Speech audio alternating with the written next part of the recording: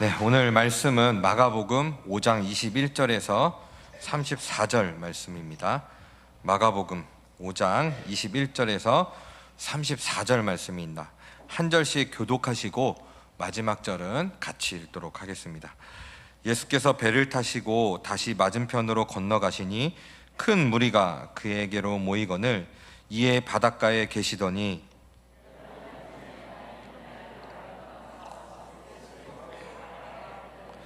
간곡히 구하여 이르되 내 어린 딸이 죽게 되었사오니 오셔서 그 위에 손을 얹으사 그로 구원을 받아 살게 하소서 하거늘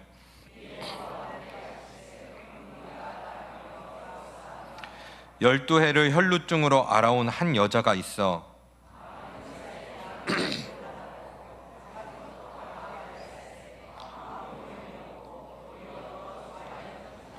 예수의 소문을 듣고 무리 가운데 끼어 뒤로 와서 그의 옷에 손을 대니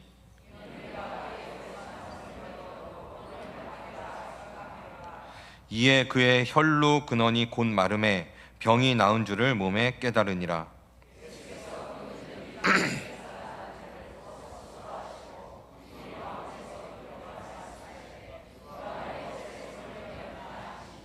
제자들이 여짜오되 무리가 에워싸미는 것을 보시며 누가 내게 손을 대었느냐 물으시나이까 하되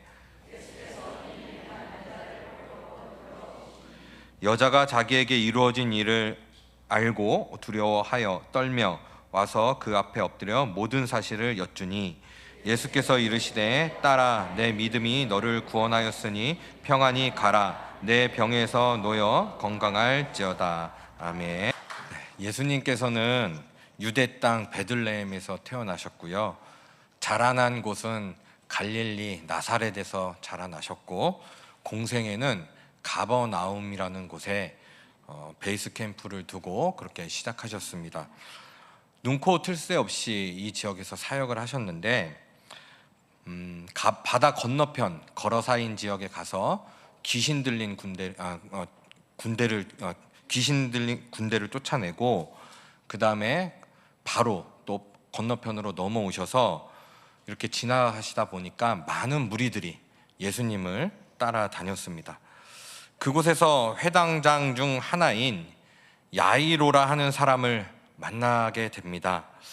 이 야이로가 예수님께 자기 딸이 아프니까 집으로 오셔서 고쳐달라는 간곡한 부탁을 받습니다. 예수님께서 그 부탁을 들으시고 고쳐주시기 위해서 그 집으로 가시던 도중이었습니다. 예수님에 대한 소문을 들고 몰려온 사람들 때문에 길이 복잡해서 참 정신이 없을 때 어떤 여자가 필사적으로 그 틈을 헤집고 와서 예수님의 겉옷을 만지는 것이었습니다. 이 여자는 혈루증이라고 하는 만성 출혈을 앓고 있었습니다.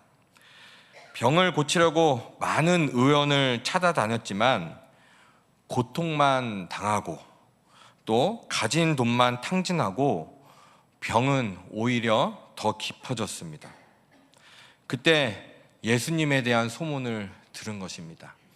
이 여인의 삶을 한번 우리가 생각해 볼 때 얼마나 고통스럽고 고난스럽고 외롭고 참 많은 힘든 상황이었겠습니까? 이 혈루증, 만성출혈 낫지도 않고 오히려 돈만 허비하고 또 많은 사람들이 종교적으로 부정하다 해서 손가락질하는 병이었습니다. 정말 꼭꼭 숨어서 지내고 어떻게든 이 병을 낫고 싶었을 것입니다. 그래서 예수님의 겉옷만 만져도 병을 고칠 수 있다는 생각에 이런 행동을 한 것입니다. 그리고 이 여인은 그가 생각했던 대로 과연 병을 고침을 받습니다. 그런데 이때 문제가 생겼습니다. 여인은 그렇게 고침받고 그냥 돌아가려고 했는데 예수님께서 이 여인의 발길을 잡으신 것입니다. 말씀을 보니까 예수님께서 누가 내 옷에 손을 대었느냐 이렇게 물으십니다. 자기 몸에서 능력이 나간 것을 아셨기 때문입니다. 이 여인은 병만 낫고 그냥 돌아가려고 했는데 계획에 실패한 것입니다. 병은 나아서 목적은 이루었는데 예수님에게 붙잡힌 것입니다. 여인은 두려웠습니다. 그래서 떨며 예수님께 나아가서 자신이 한 일을 낱낱이 고백했습니다. 이 자리에는 예수님뿐만 아니라 예수님에 대한 소문을 듣고 많은 사람들이 몰려왔었습니다. 그 여인은 참 부끄러웠을 것입니다. 이렇게 사람이 많은 곳에 다니지 않았을 텐데 예수님이 오신다고 그러기에 어떻게든 나와보려고 이렇게 나왔는데 말이죠. 사실 그 자리에 있던 많은 사람은 예수님에 대한 소문 때문에 호기심을 갖고 몰려든 것입니다. 여인도 그 사람들 중에 한 명이었습니다. 예수님께서 누구신지는 사실 궁금하지 않았습니다. 단지 자신의 병을 고치고 싶었을 뿐입니다. 그런데 예수님께서 이 여인에게 관심을 가져주십니다. 병만 고치고 돌아가려고 했던 이 여인의 발길을 붙잡고 관계 맺기를 원하십니다. 그래서 이 여인을 불러 세우시고 사람들 앞에서 병 고침 받은 사실을 고백하게 하시고 이 여인을 향해서 따라 이렇게 불러주십니다. 이제 이 여인과 예수님의 관계는 단지 병 고침 받은 한 사람과 병 고쳐준 의원의 관계에서 아버지와 딸의 관계로 재정립된 것입니다. 정말 놀라운 일입니다. 이어진 예수님의 말씀은 이 여인에게 더욱더 충격으로 다가왔을 것입니다. 방금 예수님의 옷을 만지고 나은 것만 해도 엄청난 사건인데 다음에 들은 말씀은 이 여인의 마음까지도 상처까지도 고쳐주신 것입니다. 34절에 보면 딸아 내 믿음이 너를 구원하였으니 평안히 가라 내 병에서 놓여 건강할지어다 이렇게 말씀하십니다. 종교적으로 부정하다 여김받던 병에서 노임받았을 뿐만 아니라 사람들이 자신에게 가졌던 편견까지도 날려버린 한마디 말씀입니다. 여러분 이 편견이 참 무서운 거 아닙니까? 내가 다른 사람을 편견하는 거는 잘 그렇게 안 느껴지는 내가 편견을 당한다 그러면 그것만큼 고통스러운 것이 없습니다. 진짜 집에서 발 한 자국도 나가고 싶지 않습니다. 그런데 이 여인이 이런 편견까지도 사라지게 된 것입니다.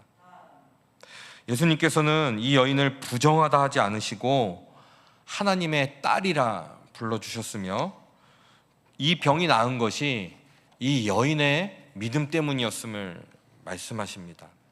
그러면서 구원까지도 이 여인이 받았음을 말씀하십니다. 이 말씀은 이 여인이 지금껏 겪어온 사람들의 따돌림과 마음의 상처를 모조리 날려버릴 만큼 큰 위로가 되었을 것입니다.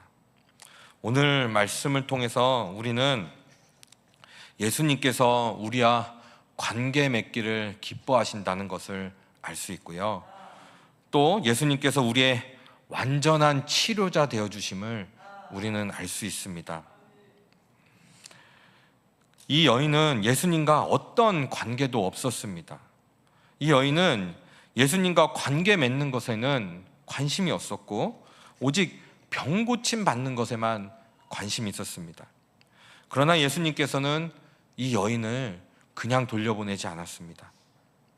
사람들 사이에서 종교적으로 부정하다 여김받고 하나님으로부터 저주받은 자라 손가락질 받던 이 여인과 하나님의 관계를 새롭게 세워주셨습니다.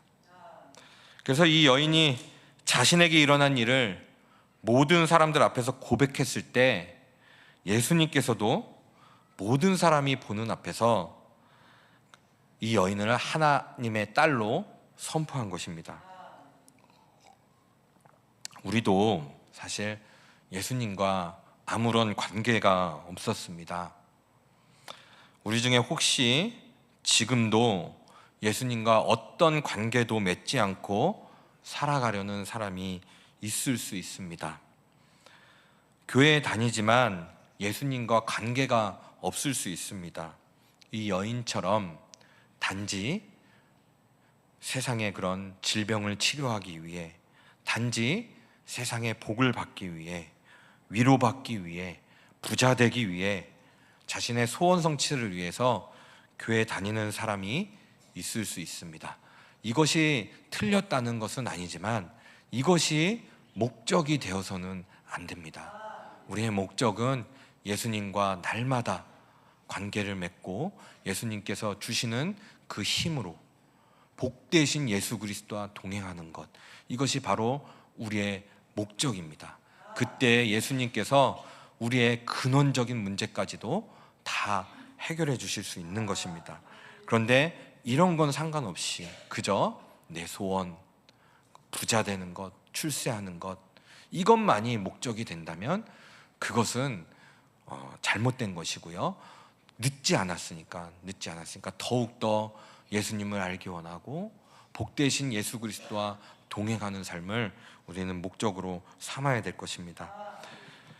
예수님과 자신이 어떤 관계인지 조금도 생각하지 않을 수 있는 것입니다. 예수님을 믿는다고 하는 우리의 삶도 사실 별반 다를 바도 없을 수 있습니다. 저 또한 늘 생각하지 않으면 예수님과 전혀 관계없는 삶을 살아갈 때가 참 너무나도 많습니다. 예수님을 믿으면 좋은 것들이 무엇인지 하나하나 계산하면서 나한테 손해가 될 것 같고 뭔가 지루하고 재미없을 것 같은 일은 하기 싫어합니다. 특히 예수님과 친밀한 관계가 되고 싶은 어떤 열망도 없이 그냥 신앙생활 할 때가 너무나도 많습니다. 이 여인은 예수님의 옷을 만짐으로써 자신의 육신의 병을 고치기를 원했습니다. 더 이상의 어떤 욕심도 없었습니다. 그런데 예수님께서는 육신의 병만 고침받고 그 전의 삶과 똑같이 살기를 원하지 않으셨습니다. 이 여인에게는 뭔가 큰 변화가 필요했습니다. 육신의 병이 낫는 것보다 더 중요한 것이었습니다. 육신의 병이 낫는 게 안 중요하다는 것이 아닙니다. 너무너무 중요하죠. 너무너무 중요합니다. 저는 예수님을 믿는 사람들이 아픈 질병에 있으면 예수님을 믿음으로 다 치료받길 원하고 그렇게 같이 기도합니다. 그런데 이것보다도 더 중요한 것은 예수님과 함께하는 예수님의 사람, 예수님의 제자, 오직 예수로만 설명되는 사람, 이것이 더욱더 필요한 것이었습니다. 그래서 예수님께서는 사람들이 부정하다 손가락질하던 이 여인을 하나님의 딸로 선포하신 것입니다. 딸아, 내 믿음이 너를 구원하였으니 평안히 가라. 내 병에서 놓여 건강할지어다.